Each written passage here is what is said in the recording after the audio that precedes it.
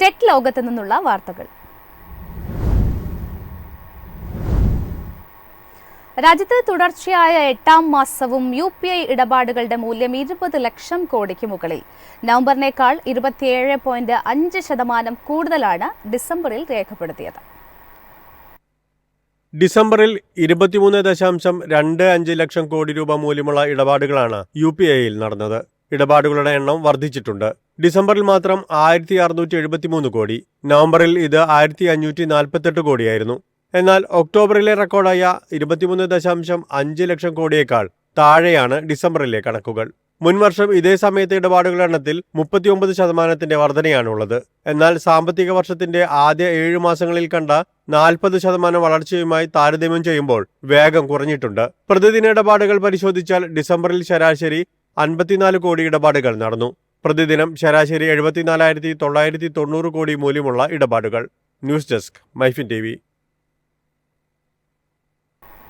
Sleeper കോച്ചുകൾ അടങ്ങിയ ആദ്യ വന്ദേ ഭാരത് ട്രെയിൻ ഉടൻ ട്രാക്കിലേക്ക്. തീവണ്ടിക്ക് പ്രതീക്ഷിച്ച സ്പീഡ് ലഭിക്കില്ലെന്നും പരമാവധി വേഗം 130 കിലോമീറ്റർ ആയിരിക്കുമെന്നും അധികൃതർ അറിയിച്ചു.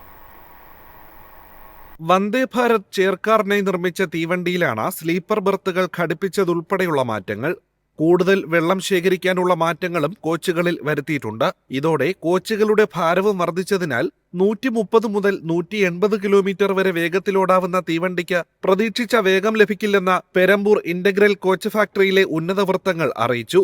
റെയിൽവേ സുരക്ഷാ കമ്മീഷണർ പരിശോധിക്കുന്നതിന് മുൻപുള്ള നടപടിക്രമങ്ങൾ research, design and standard organisation പൂർത്തീകരിച്ചുകൊണ്ടിരിക്കുകയാണ്. കോച്ചുകളിൽ മണൽ നിറച്ച ചാക്കുകൾ കയറ്റി ഓടിച്ചുള്ള പരിശോധനകൾ ഉൾപ്പെടെ നടത്തിയ ശേഷം യാത്രയ്ക്ക് സജ്ജമാണോ എന്ന് ഉറപ്പുവരുത്തും. പരിശോധനയുമായി ബന്ധപ്പെട്ട എല്ലാ രേഖകളും റെയിൽവേ സേഫ്റ്റി കമ്മീഷണർക്ക് കൈമാറും. ഇത് പരിശോധിച്ചതിന് ശേഷം സേഫ്റ്റി കമ്മീഷണർ ട്രയൽ റൺ നടത്തും.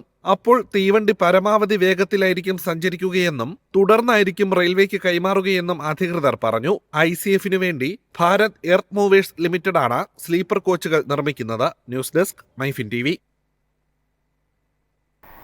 ചെലവ് കുറയ്ക്കുന്നതിന്റെ ഭാഗമായി BSNLൽ കൂട്ടപ്പിരിച്ചുവിടൽ നടത്താനുള്ള അധികൃതരുടെ നീക്കത്തിനെതിരെ ജീവനക്കാർ രംഗത്ത്.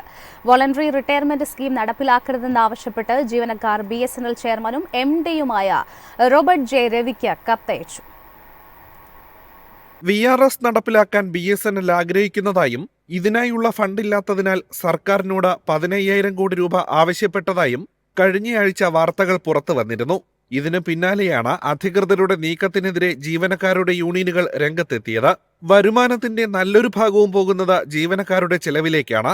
ഈ സാഹചര്യത്തിലാണ് വീണ്ടും VRS പ്രോജക്റ്റ് നടപ്പാക്കാമെന്ന ആശയം ബോർഡ് കൊണ്ടുവന്നത്. ഇത് നടപ്പാക്കുന്നത് സംബന്ധിച്ച ബോർഡിന്റെ നിർദ്ദേശങ്ങൾ ടെലികോം വകുപ്പ് സമർപ്പിച്ചിരുന്നു. അവർ ഇത് ക്യാബിനറ്റിന് അയക്കാനിരിക്കെയാണ് പ്രതിഷേധവുമായി ജീവനക്കാരെത്തിയത്. 5 വർഷത്തിനിടെ 3 ദുരിതാശ്വാസ പാക്കേജുകൾ നൽകിയിട്ടും വരുമാനം വർദ്ധിപ്പിക്കാൻ BSNLന് കഴിഞ്ഞിട്ടില്ല. സ്വകാര്യ കമ്പനികൾ 5Gക്കായി നിക്ഷേപം നടത്തുകയും സേവനങ്ങൾ ആരംഭിക്കുകയും ചെയ്തു.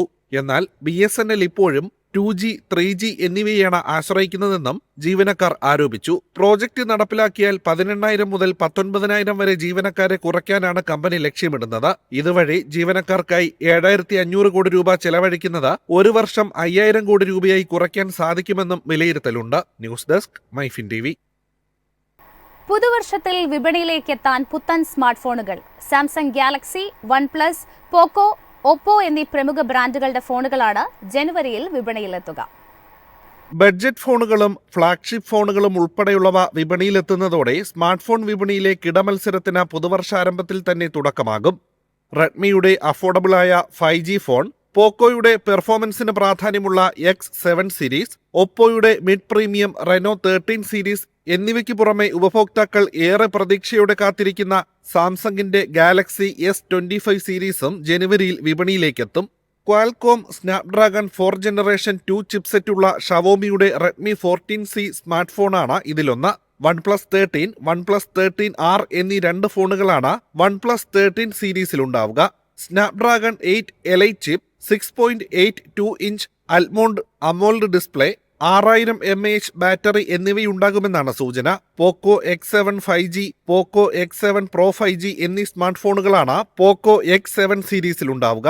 6.67 ഇഞ്ച് അമോൾഡ് ഡിസ്പ്ലേയിലെത്തുന്ന X7-ൽ MediaTek Dimensity 7300 ultra chip 5110 mAh battery 45 watts charger എന്നിവ പ്രതീക്ഷിക്കാം. ജനുവരി 22-ന് ഗാലക്സി S25 സീരീസ് പുറത്തിറങ്ങുമെന്നാണ് സൂചന.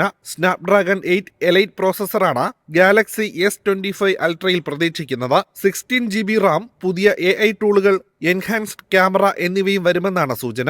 6.83 ഇഞ്ച് ക്വാഡ് കർവ്ഡ് അമോൾഡ് ഡിസ്പ്ലേയിലെത്തുന്ന റെനോ 13 പ്രോയിൽ മീഡിയാടെക് ഡൈമെൻസിറ്റി 8350 ചിപ്പാണ് ഉൾപ്പെടുക. News desk MyFin TV. ആൻഡ്രോയിഡിനേക്കാൾ ഹാക്കിംഗ് സാധ്യത കൂടുതൽ iOS പ്ലാറ്റ്ഫോമിലുള്ള ഡിവൈസുകളെന്ന് റിപ്പോർട്ട്. സൈബർ സുരക്ഷാ അനലിസ്റ്റുകളായ ലുക്കൌട്ടിന്റെ റിപ്പോർട്ടിലാണ് വിവരങ്ങൾ. iOS ഡിവൈസുകളാണ് സൈബർ ഫിഷിംഗ് അറ്റാക്കുകൾക്ക് വേഗം വിധേയമാകാൻ സാധ്യതയെന്നാണ് ലുക്കൌട്ടിന്റെ റിപ്പോർട്ട്. 2024 മൂന്നാം പാദത്തിലെ മൊബൈൽ ത്രെഡ് ലാൻഡ്സ്കേപ്പ് റിപ്പോർട്ടിലാണ് ഈ പരാമർശം. 2024 മൂന്നാം പാദത്തിൽ 11.4% ആൻഡ്രോയിഡ് ഡിവൈസുകളാണ് ഫിഷിംഗ് ശ്രമങ്ങൾക്ക് വിധേയമായത്. എന്നാൽ iOS ഡിവൈസുകളിൽ ഇത് 18.4%. 220 ദശലക്ഷം ഡിവൈസുകളും 360 ദശലക്ഷം ആപ്ലിക്കേഷനുകളും ബില്യൺ കണക്കിന് വെബ് വിവരങ്ങളും AI സഹായത്തോടെ വിശകലനം ചെയ്താണ് ക്ലൗഡ് സെക്യൂരിറ്റി കമ്പനിയായ ലുക്കൌട്ട് റിപ്പോർട്ട് തയ്യാറാക്കിയിരിക്കുന്നത്. ഫിഷിംഗ് വെബ്സൈറ്റുകൾ ഉൾപ്പെടെ 473 ദശലക്ഷം പ്രശ്നകരമായ വെബ്സൈറ്റുകൾ ലുക്കൌട്ട് കണ്ടെത്തി. യൂസർ നെയിം, പാസ്വേഡ് അടക്കമുള്ള സ്വകാര്യ വിവരങ്ങൾ കൈക്കലാക്കാൻ വേണ്ടിയാണ് ഫിഷിംഗ് അറ്റാക്ക് ശ്രമങ്ങൾ നടക്കുന്നതെന്നും റിപ്പോർട്ടിൽ പറയുന്നു. News desk MyFin TV.